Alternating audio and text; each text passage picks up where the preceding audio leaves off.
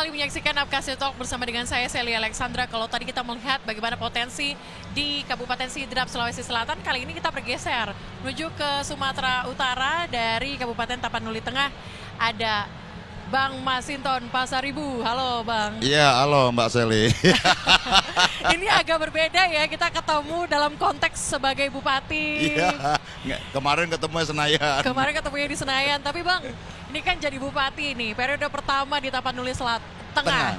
Ini kira-kira apa yang mau didorong Bang di sana? Iya, pertama itu daerah Tapanuli Tengah itu dia berada di wilayah pesisir. Dia ada pesisir, ada juga perbukitan, itu ya pantai, kemudian ikan, kemudian dia kalau di daerah bukit-bukit, perbukitannya dia pertanian begitu. Nah jadi Tapanuli Tengah ini dulu ya sejak zaman awal abad Masehi sudah ada perdagangan itu. Oke. Perdagangan lintas benua. Perdagangan rempah. Jadi ekspor lah begitu ya. Iya, jadi di awal-awal abad Masehi Tapanuli Tengah itu sudah menjadi bagian dari perdagangan rempah global itu.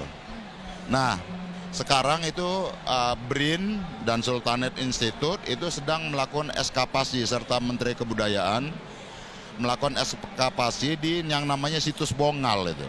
Itu perdagangan ketika di awal abad Masehi, abad ke-7 hingga ke-10 Masehi itu. Nah, kemudian di wilayah Barus, nah itu tahun 2017 lalu Presiden menetapkan titik nol Islam Nusantara itu ada di Barus. Jadi wilayah pantai barat Sumatera ini yang selama ini tertinggal itu dibanding pantai timur yang berhadapan langsung ke Selat Malaka. Pantai barat ini berhadapan dengan Samudra Hindia. Ke atasnya itu India, Persia, kemudian Afrika, Timur Tengah dan lain sebagainya. Maka dari dulu sudah menjadi jalur perdagangan rempah dia. Nah, era sekarang ya ketika Indonesia merdeka apa segala macam tuh kemudian orientasi pembangunan kita lebih banyak bertumpu pantai timur, pantai barat itu tertinggal itu. Maka kesenjangan antara pantai timur Sumatera dengan pantai barat itu sangat jauh. Terasa sekali infrastruktur dan lain sebagainya. Nah, begitu pun kalau secara umum pantai barat Sumatera gitu ya, dari mulai Sumatera Utara, Aceh, Sumatera Utara, Sumatera Barat, Bengkulu. Nah, wilayah pantai barat itu mengalami ketertinggalan dibanding pantai timur yang berhadapan dengan Selat Malaka tadi. Khususnya di Sumatera Utara, wilayah pantai barat itu juga meliputi kawasan Tapanuli. Itu relatif tertinggal dibanding pantai timur yang ke arah Medan sana begitu. Oke, berarti itu yang akan didorong begitu ya, karena ketertinggalan yang selama ini mungkin tidak terlalu dipandang, sekarang jadi perhatiannya. Iya, nah kita sedang memperjuangkan ya, kemarin kita sampaikan ke Gubernur Sumatera Utara dan juga beberapa kepala daerah dari kawasan Tapanuli dan juga Nias, supaya orientasi pembangunan di Sumatera Utara itu tidak lagi hanya bertumpu pada pembangunan di kawasan pantai timur tadi, tapi juga sudah harus memberikan orientasi ke pembangunan di kawasan pantai barat.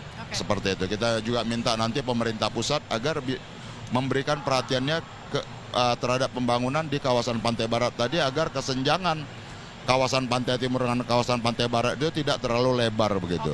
Itu dalam hal apa? Apakah infrastrukturnya atau membuka celah pasar atau seperti apa sih? Iya, pertama itu infrastruktur, konektivitas antar kabupaten di kawasan pantai barat itu baik dari Samosir, Toba, Tapanuli Utara, Humbang, ke Tapanuli Tengah dan juga Tapanuli Selatan, Madinah, itu infrastrukturnya tidak sebagus seperti di kawasan pantai timur. Nah, medan di pantai barat itu karena berbukit-bukit, dia tikungan, jalannya kecil-kecil. Di pantai timur itu relatif lebar, begitu loh, dan ada tol dan lain sebagainya. Nah, artinya apa? Komoditi di pantai barat itu sangat banyak, tapi harus dikirim ke wilayah Belawan.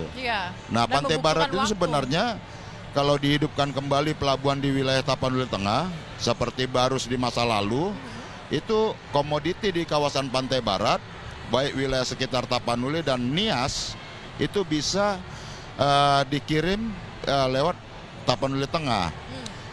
Nah, artinya apa?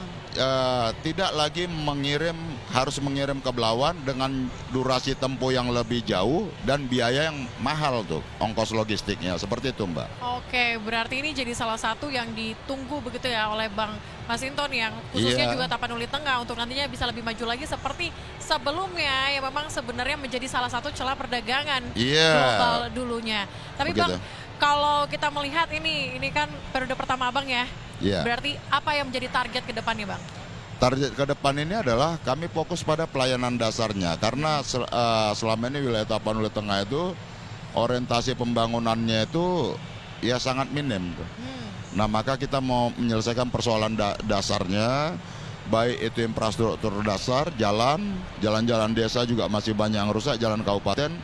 Kemudian persoalan tenaga kerja, lapangan kerja, ya. Kemudian itu di tempat kami ada beberapa perusahaan sawit, namun ya belum memberikan daya ungkit perekonomian masyarakat tuh dan termasuk pendapatan daerah. Karena apa?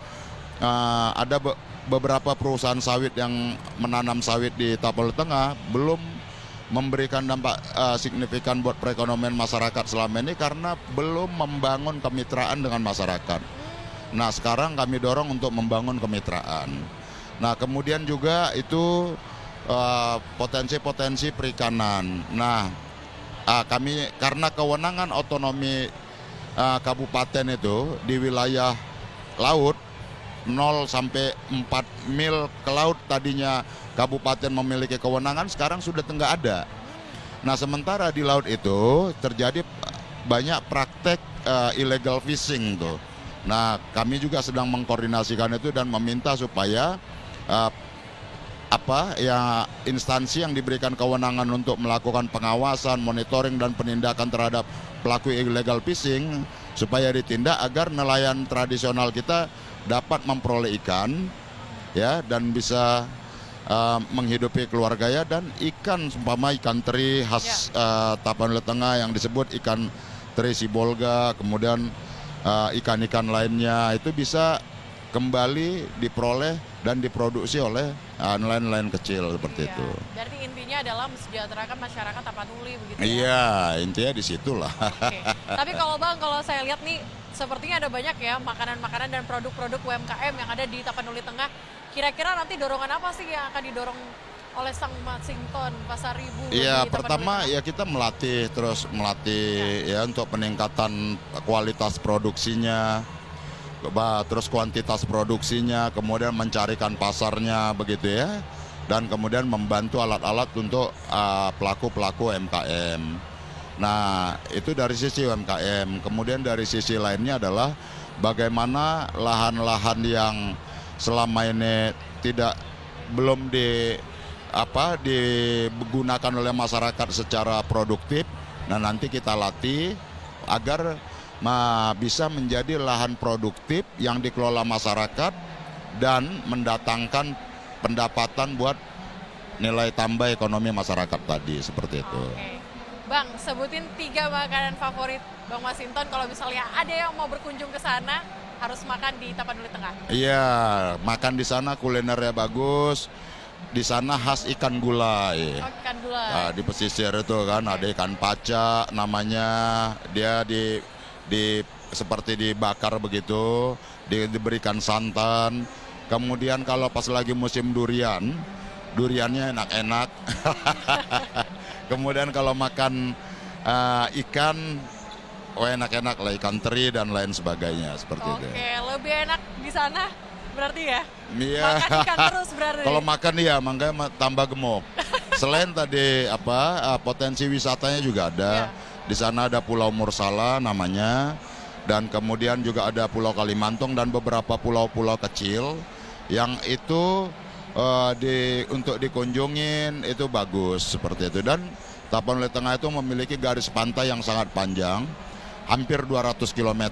Jadi pantainya pasirnya putih, dia memiliki garis pantai yang panjang tadi dan layak untuk dikunjungi seperti itu. Oke, nanti kita tunggu ya, Bang. Siap, Mungkin Mbak. bisa main ke Tapanuli Tengah untuk melihat bagaimana Iya potensi dong. alam. Yang dari tadi Bang Masinton ini sampaikan pada saya udah tertarik sekali untuk kesana. Harus datang, Mbak. Apalagi ikan gulainya ya. Iya, Ikan boleh. gulainya itu kayaknya menarik sih, Bang. Nanti bisa nambah berat badan Iya. mungkin kalau main ke sana gitu ya, Bang. Tambah berat badan, makanya habis makan harus nyebur ke Ke laut. laut, mandi-mandi laut. Oke, Bung Masinton terima kasih Yo, ya sudah bergabung thank di you, Apkasi Mbak. Talk hari ini. Kita bicara banyak sekali soal potensi di Tapanuli Tengah. Nanti kita akan bicara juga potensi-potensi daerah lainnya. Tetaplah bersama kami.